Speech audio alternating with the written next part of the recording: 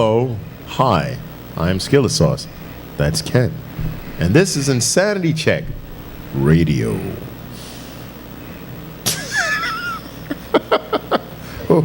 What's wrong, man? You don't like that? No, actually, I didn't. I thought that was kind of fly. You heard I said radio. Yeah, my radio. Radio. You got to have the radio voice. Do you? Radio. Come on, try it. Radio. Anyway. Yeah, I'm interested. Try it. Radio. Yeah, I'm sorry. This is not a TV show here. It's a sitcom. Today. Yes, it is today. Part 3 of Insanity Check. So we were just talking about one of the now it's being called a scam by many, actually. Oh, yeah. Due to the in large part due to the economic climate. All you folks out there who are, you youngsters who are busting your hump trying to get that degree, which, yes, will make a difference somewhat in your lifestyle or whatever job you get. The person is if you get a job. If you get a job. Or you can, be working at McDonald's like that place in that story we did before. You have a college degree so you can work at McDonald's. Right. Be the cashier. This is a funny article, though. It's a funny article. Right. Now, basically, the article is basically saying that, folks who are paying, No, lead it in the way the guy is saying it, because the guy is funny. Whoever wrote this is a funny person. Oh, right. Yeah. He said it's a conspiracy so big and powerful that Dan Brown won't even touch it. It is a conspiracy so insidious that you will rarely hear its name. Move over, Illuminati. Stand down, Wall Street. Area 51, nothing. The biggest conspiracy of all, the college industrial complex. Do you have echo over there? Well, I'll do it anyway. The college industrial complex. Right, because this is Mr. Radio over here. Radio. Suckers never play me. Next line, and consider this. You have just paid about 3 times as much for your degree as did someone graduating 30 years ago. That's in constant dollars, in other words. And after accounting for inflation, there is no evidence that you have received the degree 3 times as good. Probably worse. I believe it's worse. Yeah, I'm almost certain it's worse. Yeah. Quick personal anecdote. My friend, who is now an assistant principal and, making good money, I'm sure, down in Maryland, just spoke to her a couple of weeks ago, and she's still telling me about how much money she owes for her student loans. Thousands of dollars, literally. We graduated in 1989, ladies and gentlemen, and she still owes thousands of dollars. When did you graduate? You graduated college in 89? No, high school. High school, yeah. But when? 89? Right, so another that's right, number. I was waiting for you. You were supposed to say it 1989. No. I'm supposed to say this show is over. Oh, God. You ain't a PE fan? That was a great lead-in. 8 would have picked it up, man. Dina, you were too young. You weren't born then. See, that's a Public Enemy song. So she graduated college in 93. And, so what is it? 20 years. 20 years later. 20 years later, she still owes thousands of dollars in student loans. Okay. Really? Yeah, really. That's kind of horrible. So, and again, assistant principal of a fucking high school, and still owes thousands of dollars in student loans. Well, I knew. I just knew college was a super scam in the first place. I went to a Pratt, and I remember the credit card companies lining up when we would have certain functions to get you to sign up and put your life in debt right away. Caught.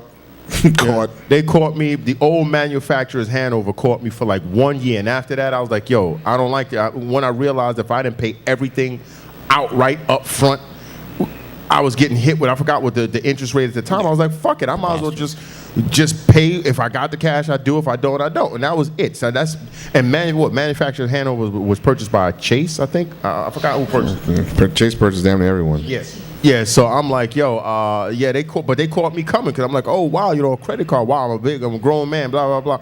Man, they was fucking me up, man. So I said I got to get rid of this shit. But the amount of money that they're paying, like you said, for these educations, that they can't. The jobs are just not there. Yeah. The positions are not there for these people to be in debt like this for the rest of their damn lives. And again, you know, my friend is she didn't just get out of college, okay? So she was able to get a job. You say you can't get a job anymore, but you'll still be paying the same amount. Or you'll still owe the same amount, if not more. So this line here struck me again because I remember this. And back then, public college, which is basically your state university, your state schools. I remember when when a year of school was $2,200. I remember that. Okay, so I mean, a full 4 years of college cost you just under $9,000. $8,800. Right now, that's 1 year at a public Forget college or state university. Yeah. Like C.W. Poston, Westbury, and where'd you, Stony Brook? Stony Brook. Yeah, it's Jesus. And this was a shocking line to me. It is, as a result, no surprise that the total student loans are now approaching $1 trillion. Not million, not billion, trillion. They have easily overtaken credit card debt and car loans. That's astounding. They're suckering the living shit out of these kids, man. They are promising these kids a rose garden, man, and giving them a field full of shit. You know, literally. This is really sad. And it's unfortunate. It really is unfortunate to pay so much for an education that's not even, you know, the best education in the world. Hell no, by far. You know, so you figure if you're going to pay a premium, you want the absolute best. And, you know, America can't say that. They just can't say that. So... And the horse's mouth is saying this. According to the Federal Reserve Bank of New York, total student loans have basically tripled since 2004. Yeah, Fed researcher Lee Dong-hoon says that that's his fucking name. I didn't make his name up. Lee Dong-hoon says in the last 8 years, the numbers of borrowers has gone up by about 70%. And the average amount owed has also gone up about 70%. Dong-hoon calculates that about 17% of those students with student loans are more than 90 days delinquent on their interest payments. Yet he also calculates that 44% haven't even entered the repayment period at all. Nope. Because of course, when you get out of school and you're looking for a job, you push the payment back. You know, you get a deferral until someday you have to pay that money. You know, again, hopefully you have a good job. But again, in this day and age, where are the good jobs? You know, someplace. I mean, you know, and you know, they're gonna have people out here selling their ass. You know, and I read a story. We're just not going to talk about it this week about how in England they were saying, you know, even that trade is going down because they said so many regular people have resorted to prostitution that the professionals they cutting in on the professionals' profits. Wow. So the professionals she was like, yo, usually I get like 9 customers a day. I only get like 2 or 3 because the fucking housewife across the street and that other lady and this fucking student and all these other people, they selling ass too. Which can be seen on their Facebook page. And then they said the prices had to drop because the dudes can't even afford to pay top bucks for the ass anymore. So this shit is just, you know, but God. It's sad because we got people in America just giving it away for free.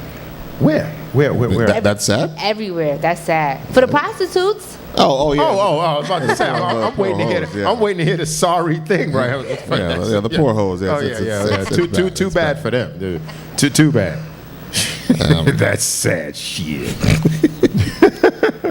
But yeah, I mean, but this is just. And of course, the question is, you know, what exactly are you paying for? And the article points to nothing else than, you know, well, 2 things actually. You know, people who are resorting to going back to teaching. When they're the media, they say the media, some media members already work in the complex. They teach in college, or they hold down some cushy sinecure in the university, media institute, or think tank. Many more journalists have friends or family who are employed by a college, and still more journalists are hoping to land college jobs themselves. So basically, it's like, you know, if their media job dries up, they go back and teach. You know, so they don't report on how, because the point was, how come people aren't talking about this shit? And they're saying that the media is not talking about it because it's in their best interest to keep this shit shut, so they make sure they have a good salary when they go back and teach when their normal job dries up, or their family members or whatever have you. But of course, the other part of why the colleges costing so much is, you know, stadiums. You know, someone's, you know, building who has to have some fucking name on it. Facade changed. Yeah, you know, all of these costs are being shucked off onto these poor bastards who are trying to get an education because, you know, nothing else happened more in history. It's the same fucking history. You know, we're not learning a whole bunch of new shit. You know, yes, science is evolving, but fucking how much really? You know, it's going to cost you an extra $5,000 a year to find this out. You know, for me, when I went to college and I wanted to get a degree because I wanted to make a statement within my family, you know, that you know, sort of like that. Yes, we can. You know, you can come from a bad neighborhood or whatever hell and still succeed. But hindsight being what it is, I would take the word of what Steven Spielberg did, especially since I went to a specialized college. I would have taken all of that money and just invested it into my actual craft, because I don't even know. I've never had to rely on that in my entire life. I mean, it's being in the arts or media or whatever. But what can you do? Okay, you might have these wonderful grades or whatever, that piece of paper, but what can you do? So, you know, for me personally, anybody that's going to a specialized college, I would suggest you take that money and invest it in yourself rather than putting yourself into debt. Because of what Spielberg said, he was like, for the amount of money, and this was back, he did this a speech. I forgot where it was, but there was a series going around. It was at Long Island University, Brooklyn, and there was a couple of directors there. And I don't know if Spielberg actually was there, but I know he was someplace else, and he spoke about it around the same period of time, in the late 80s. And he was like, you know, for the price of a 4-year tuition, you could make a film. And that was back then with the old actual film, you know, the expensive processing fees and so on and so forth. In today's digital age, for this kind of money, you could make several films. Yep. Several films, good films with way better cameras than you had access to back then. You know, because this I mean, it's unfortunate because, you know, you to tell a high school student, you know, who, you know, had aspirations, he or she has aspirations to go to college, and, you know, you dangle that big, huge carrot of, you know, you ascend up this ladder properly the way it's told, the way you're told to do, and you get this degree, and then there's going to be this lovely job, you know, especially if you do well, you know, you're upper percentile of your graduating class, and there's going to be this cushy job waiting for you. So, you know, whatever cost you incur, whatever, you'll be able to just pay that off within a couple of years because you'll have this wonderful job, and it's just not reality. Yeah. It's just not reality. And, you know, they're destroying people's lives and credit and all this other shit before they even get a chance to establish their lives. Because to me, I don't believe life starts until you get out of college, move into your first home, pay all of your bills, you know, completely cut off from your parents or whomever. That's when the brunt of real life hits you. And these guys are like 2 steps behind from the second they embark upon that journey, because they have this huge albatross hanging around their neck with these loans. It's just sad. And now the worst part, it's not even worth it to get into porn. Yeah. Oh, well. Anyway, folks, we'll be back in a couple of minutes.